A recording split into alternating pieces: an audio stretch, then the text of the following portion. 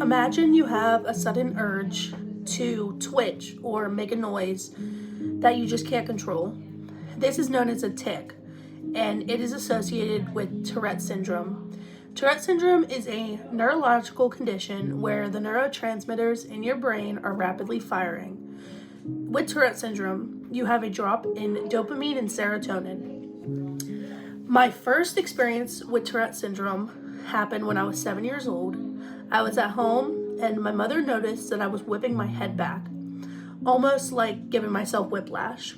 My sister was diagnosed before I was, so my mother knew immediately what it was, and she got me in with a psychiatrist, and I was diagnosed with Tourette syndrome.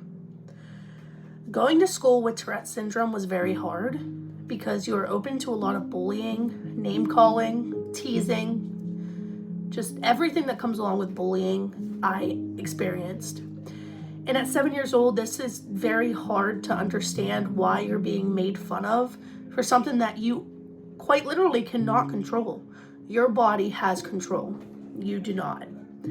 There are two types of tics. There's motor tics or movements, and there's vocal tics, which are sounds. I have many motor tics, but to name a few, I will throw my arms out in front of me. I'll kick my leg out in front of me. I'll bend my spine weird. I'll do this with my neck, and I'll roll my eyes. And with my vocal tic, I occasionally will sniffle. Right now I'm sick, so that doesn't count. I will clear my throat, not as much as I used to, but before, one of my really bad ones was I would force air out of my chest like a goose. I would actually sound like a farm animal, and that did not help the sense of bullying. So there are a few different ways that you can treat the symptoms of Tourette's. One is medication. I found that medication doesn't really help, but it gives me a sense of routine. I've taken clonidine and guanfacine. These are used to treat ADHD, but they are also used to treat Tourette syndrome. But I've found that they make me very tired, and that just does not help when it comes with my anxiety and depression.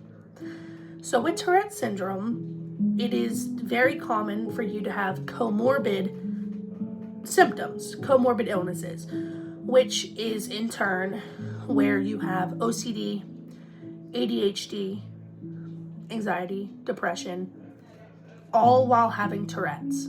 For me, I was diagnosed with anxiety and depression at 7 years old alongside my Tourette's. So when my anxiety is through the roof, my depression has me in bed all day, my Tourette's are always at the forefront, making their presence known.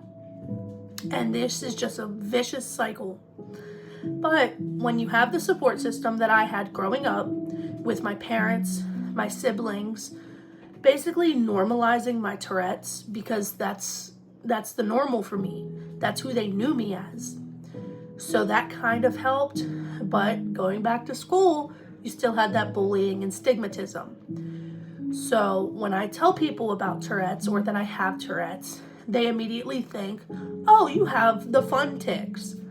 Well, what I'm referencing there is what is called coprolalia, or swearing. Coprolalia is where you have the urge to shout obscenities, and that is actually, according to WebMD, is very rare and only occurs in 10 to 15% of Tourette syndrome patients. Tourette syndrome is also genetic. As I said before, my sister was diagnosed before I was. I have Tourette's, and so do my cousins. So in my case, genetics are a big factor. We do not know which side of the family it came from, but we do know that it's in the family. I've realized that my Tourette's are pretty bad when I'm doing schoolwork or while I'm working. And a big thing that exacerbates my Tourette's is stress. So I've found that having a daily routine and listening to music can really help my Tourette's, but it obviously doesn't make them go away. There's a few other ways you can treat the symptoms, something called CBIT therapy. I've actually never experienced it, but in simple terms, CBIT therapy is where you are genuinely aware of your Tourette's and the feeling you get before you are about to tick, and you take that feeling and you suppress it, basically making yourself not tick. But if you have Tourette's, as do I, when you try to suppress your tics, it makes it 10 times worse. Tourette's are very tricky, and depending on how severe your tics are, they can be physically damaging, and you can actually inflict pain on yourself.